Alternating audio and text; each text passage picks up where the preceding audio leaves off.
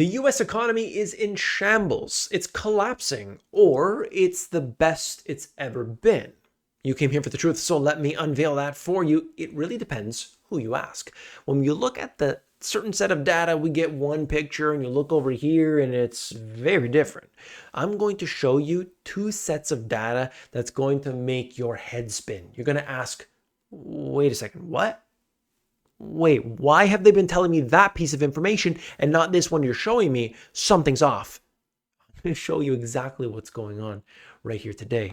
Let's begin with this. Soft landing for the economy? How about no landing? The US is still growing fast. The economy grew at a gangbuster 4.9% pace in the third quarter and a robust 3.3% clip in the final 3 months of 2023. Wow. Isn't that fantastic? Right? I mean, it's growing. Look at this. I mean, the job situation is looking really, really good. If I take the U3 unemployment rate that's provided by the BLS, the Bureau of Labor Statistics, unemployment is near a record low. Record low right now. Absolutely, right? If I'm going to take that information at face value, something is unusual though, because there's some other data that shows a very different mixed signal that I think everybody should be aware of. You're seeing this all over the place. Tech layoffs scale to a 3-quarter high, not just tech, but we see many different types of businesses laying people off. There's something else though. Do you know where I'm getting with this? All right. Car insurance costs to rise in 2024 thanks to inflation and rampant auto thefts. People are experiencing higher prices on everything, it seems. Rates could rise by as much as 25%. Already, we can see that these are up. And by the way, it's US and Canada, everywhere else. Think about that. The prices you pay today, we can experience much higher prices in the coming months and let's say year, into 2025. That would be devastating. Well, that's not a sign of strength. I wouldn't say so. There's something going on. Well, certainly we have seen corporate profits rise to levels we have never seen before. That is not a good thing, of course, for the individual, the economy. The jobs at these businesses, they're laying people off in many cases. At least they're starting to trim. They're putting a hold on new hires. Something else is happening here. Well, what is it? Payrolls versus unemployment, it says. Employment is lagging jobs by 9 million right now. Huh. What does that mean? We have the establishment survey and the household survey. Like they say here, employment and jobs. Okay.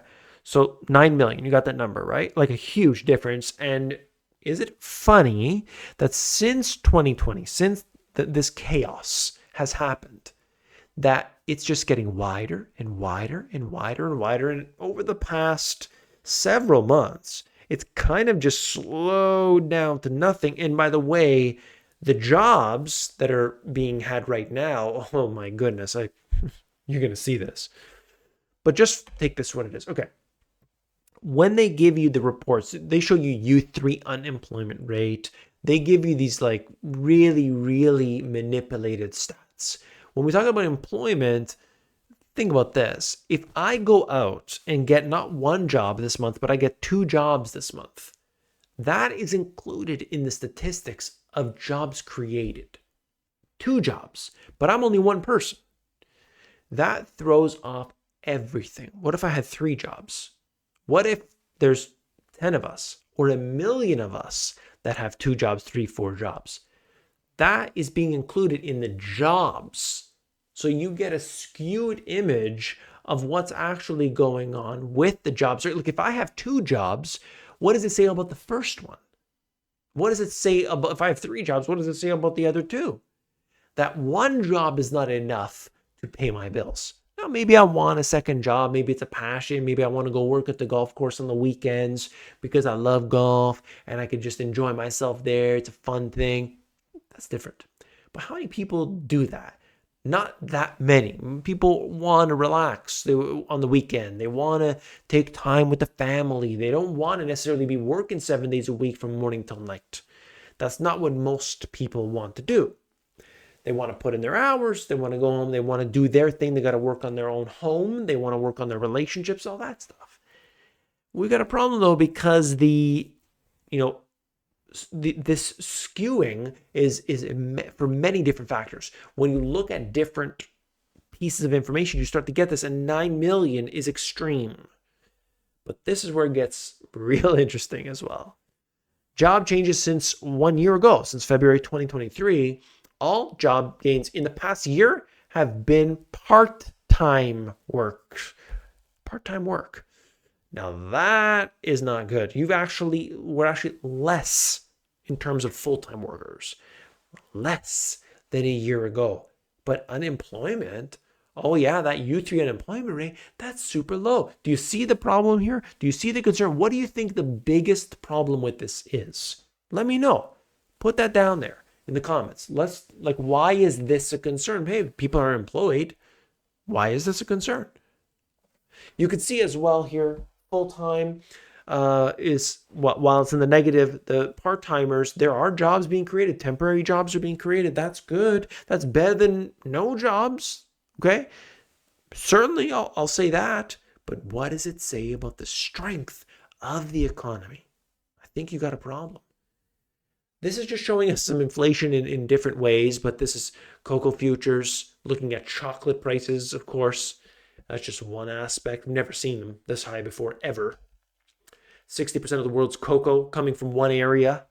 And if you got a problem there, because of drought, because of flooding, because of, it's the Red Sea today, it's the Suez Canal tomorrow, one by one, we got problems that have just been stacking up. It's for cocoa, it's for oil, it's for whatever, right? There's all these things start stacking. We need a break. We need to let the pressure off, but it seems to just be adding up, particularly since 2020. This is the ground beef prices that have been going up. So people are paying more than ever before for simple things. And it shows up in different statistics. This is the Texas Manufacturing Outlook Survey Production Index. Doesn't matter. When we look at PMIs, when we look at all these different indicators, they're all kind of showing us a contraction right now. And that, in my opinion, is a big concern, because you can see that data piling up all over the place. And for so many people, they don't realize what the circumstances will do for them. But the employment is really a real telltale sign of what's happening. You need to get your financial situation in order. How can you do that? Number one, you got to cut expenses wherever you can. That's the first thing. The second thing is try to increase your income. How can you do that? I've been talking about this for years. By the way, cutting from the bottom, you got to buy in bulk. You got to do what you can. I just did a video, a few days ago now, where I broke that down. I have my notepad. If you didn't watch that one, my goodness, I hope you will. But I broke down exactly what you can do, buy in bulk and all these things. You got to increase your income as best you can. I understand that's easier said than done. You could do that in your own position. You could start to learn to do something on the side. People have a skill. People have a passion, and you could learn to make money with that. Do you know how to play guitar? Do you know how to play piano? Do you know how to play the tuba? That is something that people want to know. Use that skill. You could do that online. I know people that do that online, or you could do that in person. Do that. Do whatever you can. And it's something that's valuable to people.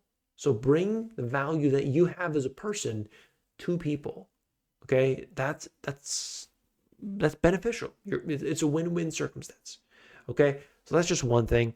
Of course, I have my services that I have at the Money GPS Live. What I do is, unlike things that we just don't see that around. I wish there was more of it, but we just see nonsense. And of course, it's really, there's a lot of misinformation that's going on in the alternative news, and I wish it wasn't so, but that's the world we live in today. Okay. If you appreciate this information, hit that thumbs up button. That's how you support this channel. thumbs up button. Thumbs up button. I want to thank you for being here today. And don't forget to come back and see me tomorrow, the Money GPS. All right? Take care.